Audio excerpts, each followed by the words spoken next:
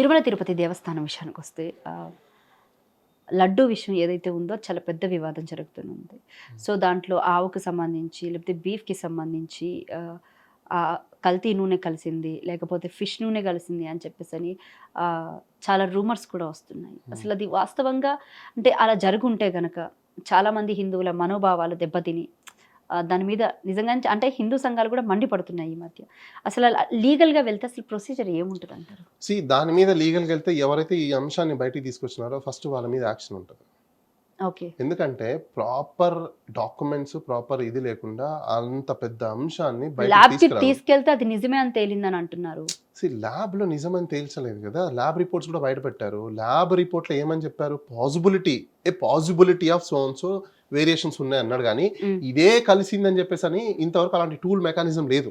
By the way మనం అందరం తెలుసుకోవాలి. ఇలాంటి ఉండొచ్చు, ఇవి లేకపోతే ఇలాంటి ఉండొచ్చిన అజంప్షన్ ఉంటుంది తప్ప పర్ఫెక్ట్ గా ఇదే వేశారని చెప్పి ఎక్కడ ల్యాబ్ రిపోర్ట్స్ రావు. It's only assumption. నెంబర్ 2, ఆ ల్యాబ్కి పంపించిన శాంపుల్ ఎప్పుడుది?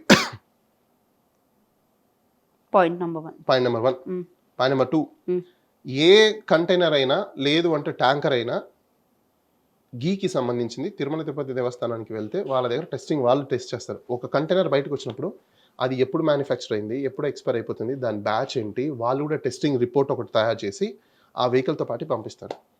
తిరుమల తిరుపతి దేవస్థానానికి వచ్చిన తర్వాత వాళ్ళు కూడా అక్కడ టెస్ట్ చేశాక వాళ్ళ పారామీటర్స్ బేస్ చేసుకొని ఉంది అంటేనే అప్పుడే ఆ కంటైనర్కి ఇస్తారు, ఆ ట్యాంకర్కి ఇస్తారు.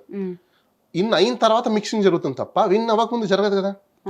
మీరు టెస్ట్ రిపోర్ట్లలో అది ఫెయిల్ అయిపోయినప్పుడు, మీరు ఎక్స్పర్ట్ కమిటీకి కూడా పంపించినప్పుడు అక్కడ కూడా అది ఫెయిల్ అయినప్పుడు ఆ ట్యాంకర్ ఏమైంది? రిటర్న్ అయింది. రిటర్న్ అయిన ట్యాంకర్ మిక్సింగ్ అవ్వలేదు కదా. మిక్సింగ్ అవ్వనప్పుడు మిక్స్ అయింది జరిగాయి అని చెప్పేసి పబ్లిక్కి రాంగ్ ఇన్ఫర్మేషన్ ఇవ్వడం అనేది ఏమవుతుంది? Misleading of the people. ఇప్పుడు ఆల్ఫా అనే కంపెనీ, నెయ్యి కంపెనీ ఏదైతే ఉందో అది 345 రూపాయలకు ఎంతకోసం ప్రైస్కి ఇస్తుందని చెప్పేసి తక్కువ ప్రైస్ కానీ వైఎస్ గవర్నమెంట్ దాన్ని అలాట్ చేసింది. బేసిక్గా అంతకుముందు ఏది ఉండేది, నందిని గీ వాళ్ళు ఉండేది. వాళ్ళేంటి, మేమంతా అంటే ఇప్పుడున్న ఇప్పుడున్న ధర కన్నా మేము ఇది పెంచుతున్నాం, మేము అంతైతేనే అఫోర్డ్ చేయగలుగుతామని వీళ్ళు టెండర్ వేస్తే లేదు ఇది తక్కువకి వస్తుందని ఆల్ఫాకి ఇవ్వడం జరిగింది. సో వాళ్ళు అంటే ఇంత కల్తీ చేశారు, ఈ గీ ప్రొవైడింగ్లో వీళ్ళదే ఎక్కువగా హస్తం ఉంది, దీని వెనకాల గవర్నమెంట్ అంటే ఏదైతే గత ప్రభుత్వం ఉందో వాళ్ళ కుట్ర కూడా ఉంది అని చెప్పేసి ఇప్పుడున్న ప్రభుత్వం. సపోజ్ అనుకోండి, ఎవరైనా ఎక్కువ రేట్ వేసారంటే గవర్నమెంట్కి ఏదో బెనిఫిట్ ఉందని అనుకోవచ్చు, డబ్బులు వస్తున్నాయని. తక్కువ రేట్కి వెళ్తే బెనిఫిట్ ఎలా వచ్చింది? కామన్ సెన్స్ కదా. ఇక్కడ తక్కువ రేట్కి వెళ్తే గవర్నమెంట్కి బెనిఫిట్ ఎలా వస్తుంది అనుకుందాం. ఎక్కువ రేట్కి వెళ్ళాడంటే వెరీ వెల్ వాళ్ళకి ఏదో డబ్బులు వచ్చాయి కాబట్టి ఎక్కువ రేట్కి వెళ్ళారు అని అనుకోవచ్చు. కానీ ఇక్కడ వెళ్ళింది తక్కువ రేట్కి. సమ్ టైమ్స్ ఏమవుతుందంటే కొన్ని మ్యానుఫ్యాక్చరింగ్ కంపెనీస్ ఒక పోర్షన్ ఆఫ్ ఇలాంటి డొనేషన్స్, ఇప్పుడు వాళ్ళు డొనేషన్స్ ఇవ్వాలనుకున్నారు అనుకోండి, వాళ్ళకి అలాంటివి ఉంటే వాళ్ళు డొనేషన్స్ ఇచ్చేదానికంటే వాళ్ళ ప్రొడక్షన్ ఇవ్వడం చాలా ఈజీ వాళ్ళకు. ఎందుకంటే వాళ్ళు ప్రొడక్షన్ చేస్తున్నారు అక్కడ, వాళ్ళు కాస్ట్ టు కాస్ట్ ఇచ్చే అవకాశాలు ఉంటాయి.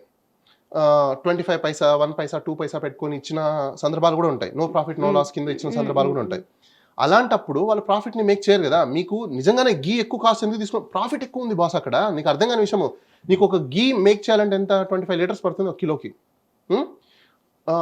మిల్క్ ఎంత ఉంది? 30 నుంచి 35 రూపీస్ ఒరిజినల్ గా ప్రొక్యూర్ చేసేది ఉంది. 45 అసలు యాక్చువల్లీ 35 రూపీస్ లో వస్తున్నాయి. కంట్రీ డిలైట్ అవి వస్తున్నాయి కానీ అవి కాదు నేను అనేది. ఒరిజినల్ మిల్క్ ఏదైతే ఉందో డైరెక్ట్ గా ఫామ్ నుంచి అయితే 35 నుంచి 30-35 లో తీసుకోవచ్చు. దెన్ అలాంటప్పుడు వాళ్ళు ఏం చేస్తారు? ఓన్లీ గీ ఒకటే వచ్చిద్దా? నో, గీ తీస్తారు, బటర్ మిల్క్ తీస్తారు, వెన్న తీస్తారు, అందులో అది గీ అంటే వెన్ననే. దెన్ దాంట్లో నుంచి మీకు milk products, other milk products ఇస్తారు, మళ్ళీ పాలు తీస్తారు. ఇవెంత కాస్టింగ్ లేవా? ఒక 25 లీటర్స్లో నీకు ఇన్ని తీస్తున్నారు, తీస్తూ పాటి దీంతో కూడా గీ తీస్తారు, రైట్? అప్పుడు నీకు కంపెన్సేట్ అవుతుంది కదా. ఒక చోట ప్రాఫిట్ రాకపోయినా నీకు నో లాస్ నో ప్రాఫిట్ కింద నడిచినా మిగతా ప్రొడక్ట్స్ వాళ్ళకి ప్రాఫిట్ వస్తుంది కదా. ఆ వేరియేషన్స్ ఉన్నప్పుడు వాళ్ళు ఏం చేస్తారంటే 1 రూపీనో లేదా 2 రూపీసో లేదా 2 పైసానో 1 పైసానో ప్రాఫిట్ పెట్టుకొని కొన్ని కంపెనీలు అలా చేస్తుంటాయి. ఇన్ జనరల్ ఎలాంటి సందర్భాలు చేస్తారంటే ఇలాంటి రిలీజియస్కి సంబంధించిన టెంపుల్స్కి కానీ లేకపోతే ఇలాంటి వాటికి ఏదైనా కొంచెం హ్యుమానిటీ గ్రౌండ్స్ మీద జనరల్గా ఇస్తుంటారు. అది ఇచ్చే అవకాశాలు ఉన్నాయి. కానీ ఎంతవరకు, ఎంత ఎక్స్టెంట్ వరకు అనేది కూడా మనం చూసుకోవాలి. డబ్బులు తక్కువ ఉన్నాయి కాబట్టి ఖచ్చితంగా కలిసింది అన్నప్పుడు వెర్ ఇస్ అ ప్రూఫ్? పాతలో ఎప్పుడో కలిసిందనేది మీరు ఎట్లా గ్యారంటీ ఇవ్వగలుగుతారు? అప్పుడు టెస్ట్ రిపోర్ట్స్ ఉన్నాయా? మీ టెస్ట్ చేసిన రిపోర్ట్స్ ప్రకారం తీసుకున్న కూడా అప్పుడు అలాంటి మ్యాచ్ అవని కంటైనర్స్ బ్యాక్ పంపించారు. మరి కంటైనర్ వెనక్కి వెళ్ళిపోయినప్పుడు కల్తీ ఎలా జరిగింది? సో ఇదంతా ఏంటంటే it is a political vendetta game. Diversion politics. ఎందుకు డైవర్షన్ పాలిటిక్స్ జరుగుతుందంటే, ఒకటి స్టీల్ ప్లాంట్ ఈరోజు అమ్మకాలు ప్రైవేటీకరణ దాంట్లో సైలెన్స్ చూపించడానికి ఒకటి, 2 అన్రెస్ట్ని ఎక్కువ క్రియేట్ చేసి వీళ్ళు సూపర్ 6 ఏదైతే చెప్పారో సూపర్ 6ని డైవర్ట్ చేయడం కోసం ఈరోజు పాలిటిక్స్ మొత్తం డైవర్ట్ చేసే విధంగా ఈరోజు తీసుకురావడం 2. 3 ఇంకోటి ఏంటంటే, ఇప్పుడు ప్రజెంట్ కరప్షన్, లీగలైజ్డ్ కరప్షన్ అనేది ఎక్కువైపోతుంది. అవును. ఈ లీగలైజ్ కరప్షన్ని ప్రజల దృష్టికి వెళ్లకుండానే డైవర్ట్ చేయడం కోసం చేసే ప్రక్రియని ఇదంతా బట్ మెయిన్గా. అంటే ఈ ప్రక్రియ ఏదైతే ఉందో దీనికి సంబంధించి చాలా వరకు చాలా మంది హిందువుల మనోభావాలు దెబ్బతిన్నాయి ఇక్కడ. డెఫినెట్లీ భక్తులు అంతా ఇప్పుడు ఎవరైతే తిరుమల తిరుపతి దేవస్థానం అంటే డైరెక్ట్ గా ఇంకా లార్డ్ వెంకటేశ్వర స్వామి, మనం ఇంకా అక్కడికి వెళ్ళిన ఫీలింగే వస్తుంది అన్నమాట. అట్లాంటప్పుడు భక్తుల దగ్గర నుంచి, నార్మల్ సామాన్యుల ప్రజల దగ్గర నుంచి అక్కడికి వెళ్ళే వారి వరకు కూడా ఎంత ఎఫర్ట్ చూపిస్తారు దాని మీద, ఎంత ఎఫెక్టివ్గా ఉంటారు. సో వాళ్ళందరూ కూడా చాలా అంటే చాలా బాధ కనపడుతుంది ఇక్కడ. అలాగే హిందూ సంఘాలు కూడా మందుపడుతున్నాయి. ఒక పక్క నుంచి విహెచ్పి వాళ్ళు ఎక్కడ మండిపడుతున్నారు, ఎవరి మీద మండిపడుతున్నారు? టీటీడీ వాళ్ళు కల్తీ జరిగిందని చెప్పేసి వాళ్ళని, ఇప్పుడు కల్తీ జరిగిందా లేదా అనేది డిసైడ్ అవ్వకుండానే ఒక వ్యక్తి ఇంత పెద్ద ఎత్తున తీసుకొచ్చినప్పుడు ఫస్ట్ ఆ వ్యక్తి మీద మండిపడాలి.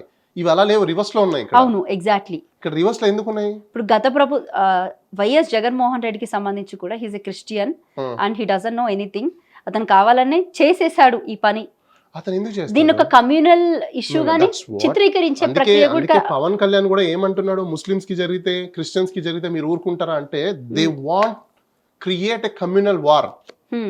సొసైటీలో వాళ్ళు అన్రెస్ట్ ని తీసుకురావాలనుకుంటున్నారు, పీస్ ని లేకుండా, ట్రంక్వాలిటీ లేకుండా, లా అండ్ ఆర్డర్ ఇష్యూ తీసుకురావాలని వాళ్ళు ట్రై చేస్తున్నారు. అలా చేయడం వల్ల వాళ్ళకి వచ్చే బెనిఫిట్ ఏంటంటే, ఎక్స్ అనే పార్టీ కంప్లీట్ గా బుల్డోస్ చేసి పడేయచ్చు అని చెప్పేసి వాళ్ళకి.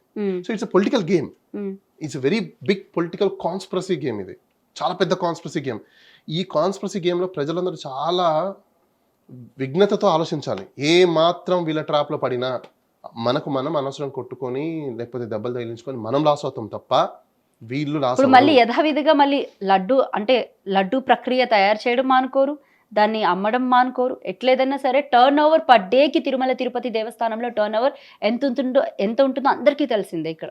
సో పర్టికులర్ గా దీని మీద ఒక ఇష్యూ అంటే తీసుకొచ్చి వదిలేశారు తప్ప దీనికి ఒక ఎండింగ్ అనేది అయితే లేదు.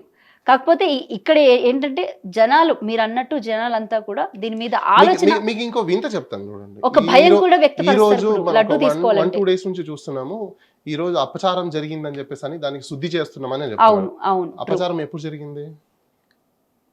గత యాక్చువల్లీ ఈ ఇష్యూ 2018-19లోనే బయటకు వచ్చింది. ఒక క్వశ్చన్ చెప్తాను చూడండి, జూలైలో రిపోర్ట్ వచ్చింది అనుకోండి, అంటే ఆ రోజు అపచారం జరిగిందని అనుకుందాం. అవును, అపచారం జరిగిందని ఆ రోజు తెలిసినప్పుడు ఎందుకు శుద్ధి చేయలేదు ఇన్ని రోజుల నుంచి? ఇప్పుడు ఇదే ఈవో కదా ఉన్నాడు, ఎందుకు చేయలేదు? ఆ కమిటీకి సంబంధించిన పూజారులతో లేకపోతే దాని ధర్మకర్తలతో వాళ్ళందరితో ఎందుకు డిస్కస్ చేయలేదు? ఎందుకు శుద్ధి చేయడానికి వాళ్ళు ఆ రోజు పూనుకోలేదు? అంటే ఈ రోజు శుద్ధి చేయకుండా ఇన్ని రోజులు ఏదైతే అపచారం జరిగిందో, మరి ఈ అపచారం అంతా మూట ఎవరు కట్టుకోవాలి? ఎవరిని పనిష్ చేయాలి? చంద్రబాబు నాయుడు. చెప్పలేం మనం. చంద్రబాబు నాయుడు మనవాలంటే ఈవో ఉన్నాడు అక్కడ. మరి ఇన్ని రోజుల నుంచి ఈవో ఏం చేశాడు? ఈ పూజారులు ఏం చేశారు? వీళ్ళందరూ ఏం చేశారు? ఎందుకు అన్ని రోజులు అపచారాన్ని కంటిన్యూ చేశారు? సరే ఈ రోజు తెలిసింది కాబట్టి చేశాము అని అన్నారు అనుకోండి, సపోజ్. ఒకవేళ ఇది తెలియకపోయింటే కంటిన్యూ అయ్యేది.